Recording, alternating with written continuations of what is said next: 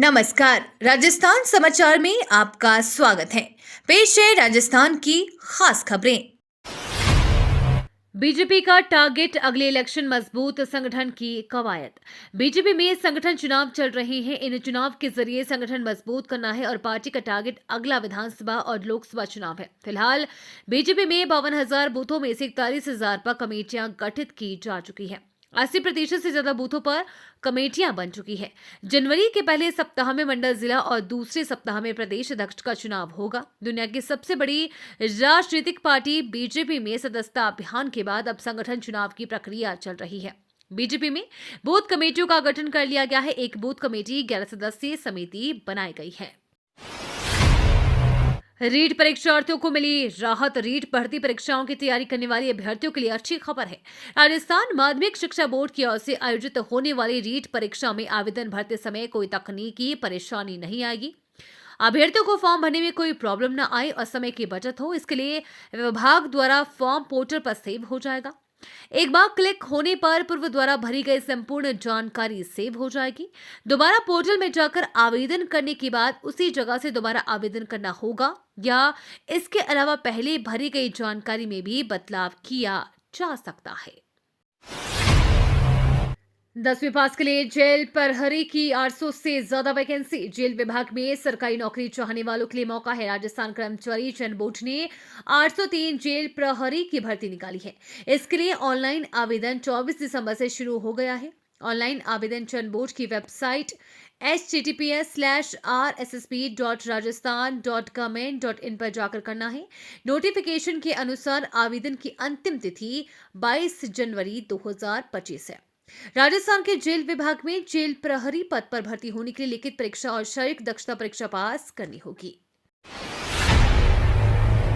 Free में राजस्थान सरकार दे रही इलेक्ट्रिकल चाक। दीपावली पर मिट्टी के दीपक को सबसे ज्यादा डिमांड होती है, लेकिन आजकल बाजार में आने वाली चीनी आइटमों ने मिट्टी के दीपक को डिमांड को कम कर दिया है। तो वहीं दूसरी और मिट्टी से काम करने वाले लोगों को आगे बढ़ाने के लिए व प्रोत्साहन देने के लिए राजस्थान सरकार ने अनूठा कदम उठाया है। सरकार मिट्टी से काम करने वाले लोगों को आगे बढ़ाने के लिए प्रदेश में 1,000 लोगों को इलेक्ट्रिकल चाक और माटी गूंथने की मशीन फ्री में देगी। इनकी लॉटरी से चुना जाएगा। माटी कला कार्य से जुड़े विशेष योग्यजन, अविवाहित, तलाकशुदा, बेवा, अकेली महिला और 5 व उससे ज्यादा लोगों के ग्रुप को प्राथमिकता दी जाएगी। ये मशीनें श्री यादी माटी कला बोर्ड देगा और इसके लिए जिला उद्योग केंद्र के माध्यम से आवेदन मांगे जा रहे हैं। देश के ये हाईवे बनेंगे खास। जानवरों के लिए भी तैनात होंगी एम्बुलेंस। देश के कुछ हाईवे खास बनने वाले हैं। यहां पर जानवरों को हादसे से बचाने के लिए एम्बुलेंस तैनात की जाएगी। इसके लिए नेशनल अथॉरिटी ऑफ इंडिया और हाईवे निर्माण कंपनी के बीच समझौता हो गया है।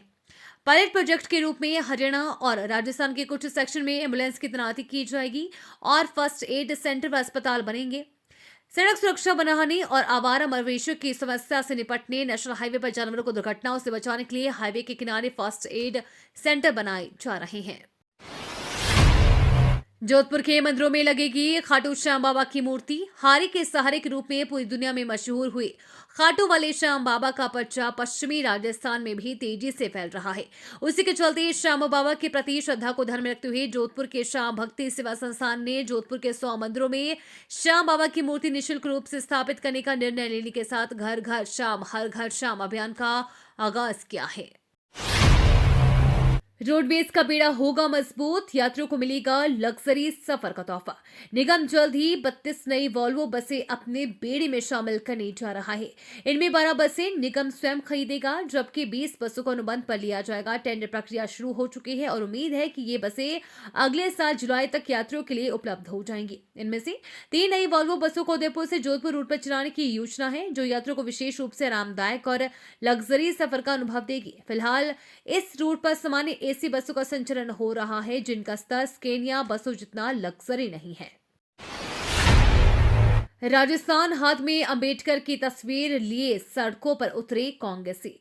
बाबा साहेब भीमराव अंबेडकर के मुद्दे पर कांग्रेस ने मंगलवार को राजस्थान के जिलों में विरोध प्रदर्शन किया। इस दौरान कांग्रेस के नेता कार्यकर्ता हाथों में अंबेडकर की तस्वीर लिए सड़कों पर उतरे। राजस्थान के अलग अलग जिलों में हुए इस विरोध प्रदर्शन में कांग्रेस के कई बड़े नेता भी शामिल हुए। अलवर में नेता प्रतिपक्ष टीकाराम जूली के नेतृत्व में दर्जनों कार्यकर्ता सड़कों पर उतरे। सिरोही में एआईसीसी सदस्य और पूर्व सीएम अशोक गहलोत के बेटे वैभव गहलोत के नेतृत्व में कांग्रेसी कार्यकर्ताओं ने प्रदर्शन किया।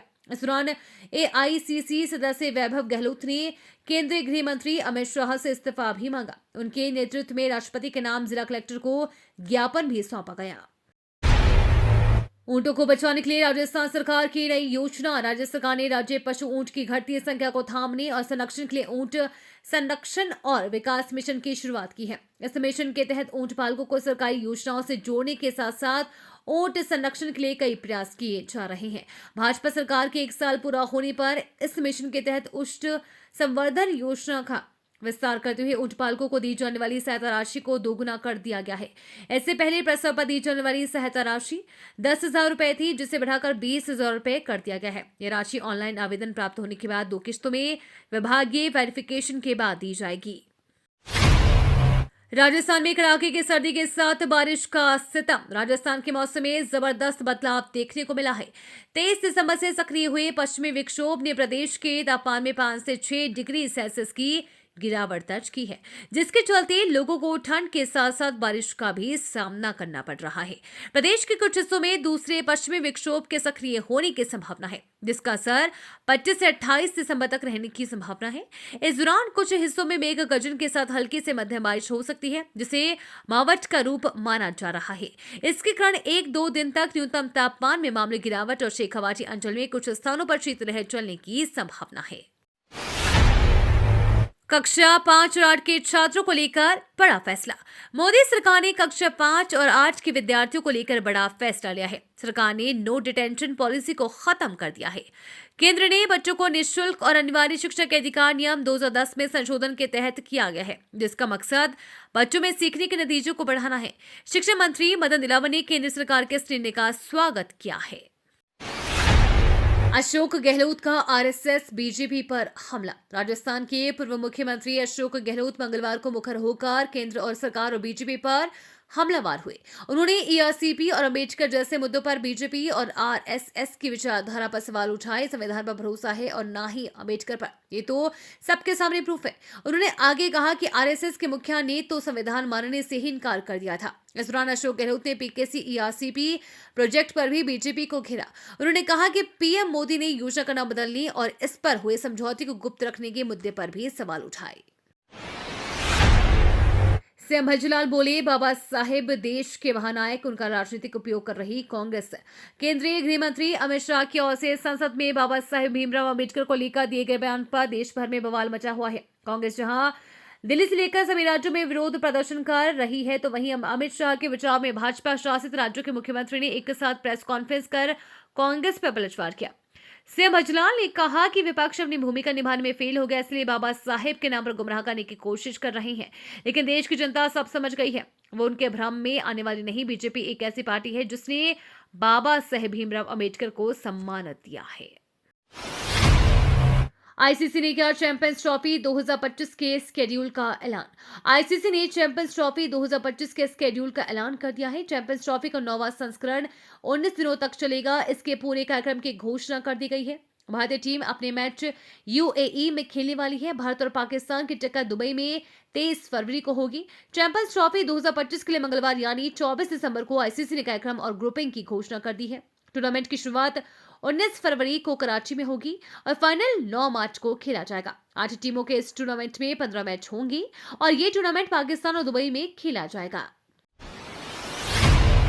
थाने के सामने से नाबालिग बालिका का अपहरण। भरतपुर के डीके पहाड़ी थाना इलाके में सरकारी विद्यालय से 10वीं कक्षा का पेपर देकर लौट रही नाबालिग बालिका का थाने के सामने बोलेरो सवार बदमाशों ने अपहरण किया।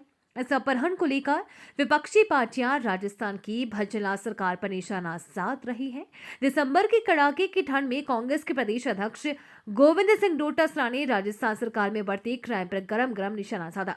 गोविंद सिंह डोटासरा ने कहा, मुख्यमंत्री जी कब तक सहेगा राजस्थान।